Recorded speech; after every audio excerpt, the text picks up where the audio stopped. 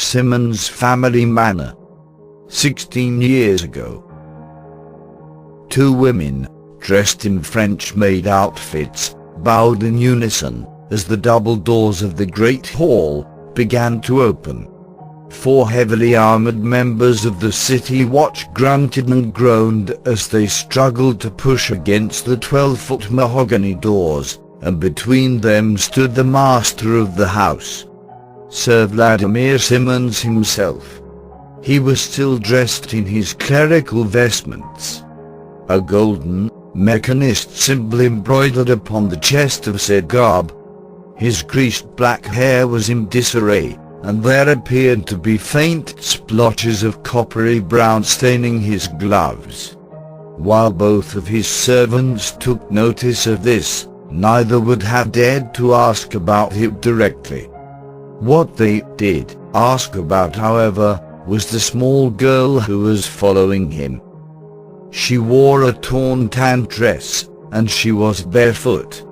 Her hair was a long, tangled mess of light cinnabar waves, brambles and dead leaves matted in the ends. She appeared to be no older than 6, perhaps 8. Her eyes were cast downwards, dirt smudges lining her shy, crestfallen face. Lord Simmons, who is she? The more daring of the two maids inquired, stepping forwards to accept his gloves as he removed them from his trembling hands. She winced as the unmistakable stink of blood and death found her nose. Simmons glared at her, his expression so fierce that it caused the other maid to cower. None of that matters. If you value your life, you shan't ask such questions ever again. Just treat her like my daughter from here on out. His eyes wore a livened zest, laced with sheer greed. Because that's exactly what she has become. The maid nodded briskly before taking the blood-stained garments to the washroom. The other stood with her eyes locked on the lost child before her and awaited further orders. She was staring at her now, through untamed, unimaginable green eyes. A chill ran down the maid's spine. This was no ordinary little girl. Truth be told, she wasn't entirely convinced that it was a little girl. If Simmons had told her that she was a wild beast, she would have just as readily believed him. Oh, Laura, take her to the bath chambers and get this pagan garbage off of her. Simmons barked, tearing a stray ivy leaf from the child's messy locks. He sneered as she stared up at him. Yes, and after that, we'll work on getting it out of you as well. Yes, Lord Simmons. The middle-aged woman bowed graciously. She approached the little girl and shakily held out her hand. Come with me, Lady... She instinctively looked up at her master, unsure of the child's name. Simmons turned away with a grunt, agitated with being caught off guard. For he hadn't thought one up for her yet. His eyes scanned the room for a moment, desperately searching for a name. Any name would do. It wouldn't be given out of affection, after all. His eyes finally registered on a large oil painting towards the end of the great hall. The piece was a panoramic depiction of a large sandstone castle overlooking the expanse of the sea. Upon the balcony of the tallest tower stood a fair-skinned blonde, the wind kissing her face with salty brine. The sun was almost lost beyond the horizon, the choppy surf below a stunning golden hue. The title of the painting was Princess Guinevere Awaiting the Night. Simmons' lips curled into a devious smirk. The artist responsible had never been one of his personal favorites. In fact, the painting in question wasn't even his. It belonged to his wife. The perfect name for a girl, whom he planned on only keeping around for his own benefit. Guinevere. Her name is Guinevere.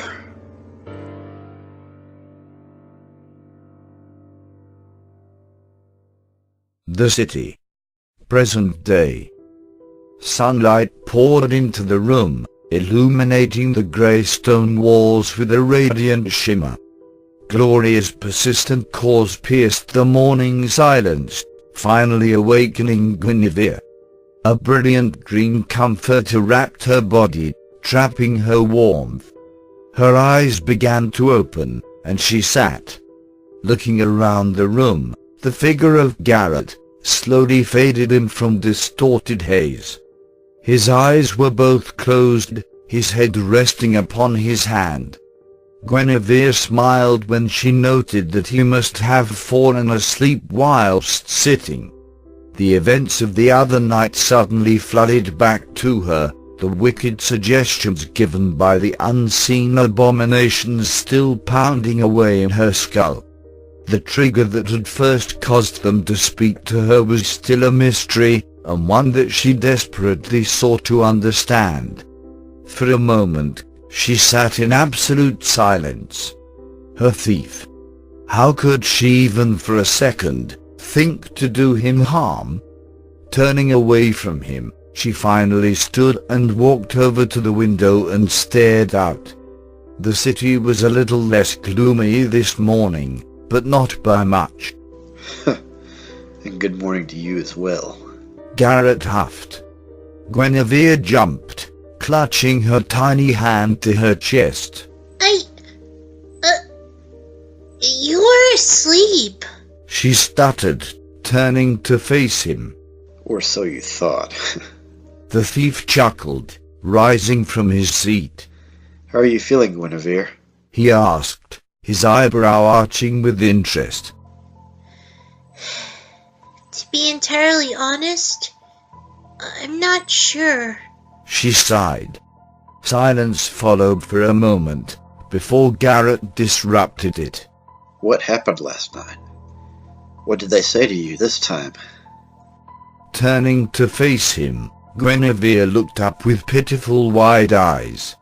She didn't have the nerve nor the heart to tell him what the voices had commanded her to do.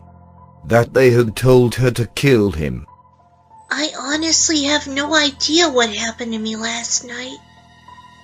That frightens me.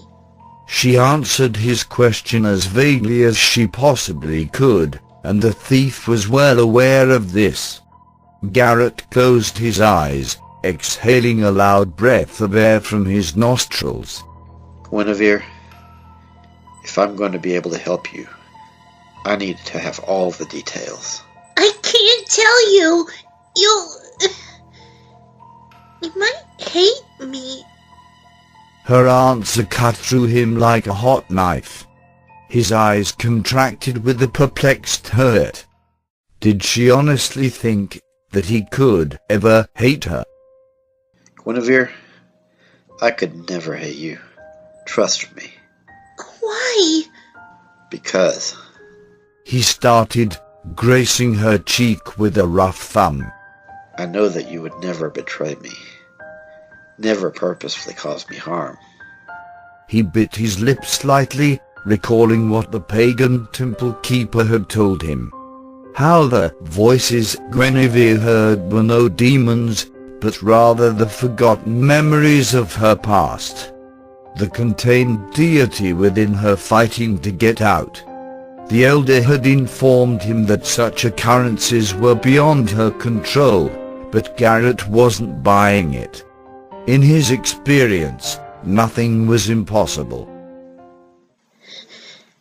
All right. I'll tell you. She sniffed. They told me to constrict you. Constrict me? That doesn't sound so bad. Garrett gave her a naughty grin. Sounds kind of fun, actually. No, Garrett. Constrict you. I still don't understand how. The nymph cut him off by throwing open her arms. Her tongue once again laced with native wood nymph gibberish, she began to chant something. The storage room faded into a vibrant forest green, and Guinevere's nails lengthened into thick, sharp thorns. The wooden floorboards bloomed with blue poppies and soft teal moss. Garrett crossed his arms and smirked, unnerved by her latest magic show. That was, until dark, undulating vines sprang up from the sides of her body. The initial 2 were quickly joined by 6 more leafy growths. Like a ravenous hydra, they writhed and twirled, leaving the confident thief momentarily dumbstruck. Sensing this, Guinevere's eyes softened, the neon crimson fading back into its normal green and gold coloration.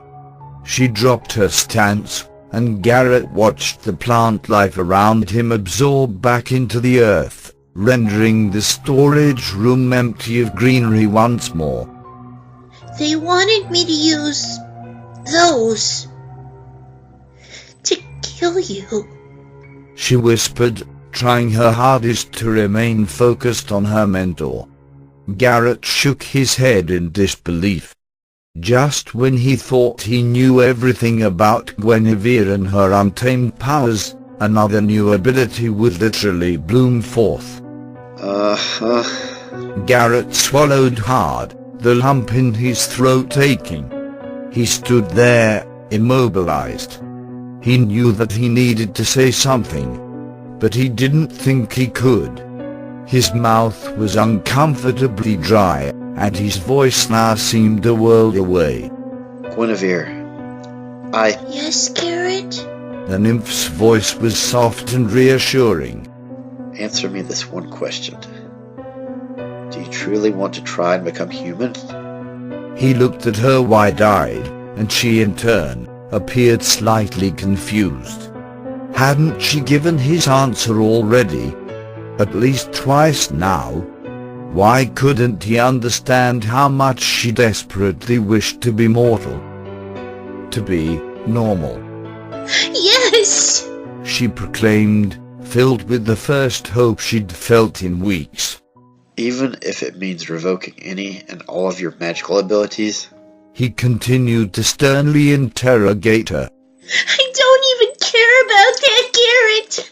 I don't care about magic, or power, or anything like that. I never have. Her answer must have surprised him, because Garrett took a step back and just stared at her. Once again, the room went silent, and this time neither of them tried to revive it. Why do you want to be human so badly, Guinevere? Because I want to be with you! She exclaimed loudly, plowing into him. Garrett released a surprised grunt as she wrapped her arms around his chest tightly. She looked up at him, sappy yellow tears leaving her eyes. I want to be with you. Guinevere, you don't have to be human to stay with me. I don't care what you are. He bent over and gently kissed her tender lips. Guinevere melted instantly into the soft passion, closing her eyes in unspeakable lust. Garrett embraced her, wrapping one arm around her slender waist, and the other carefully cradling her head. He leaned in for a deeper kiss, and once again, his tongue danced smoothly with her own. The sticky, honey-like teardrops continued to flow past her eyelashes, but Guinevere didn't bother to wipe them away. These tears were very, very special.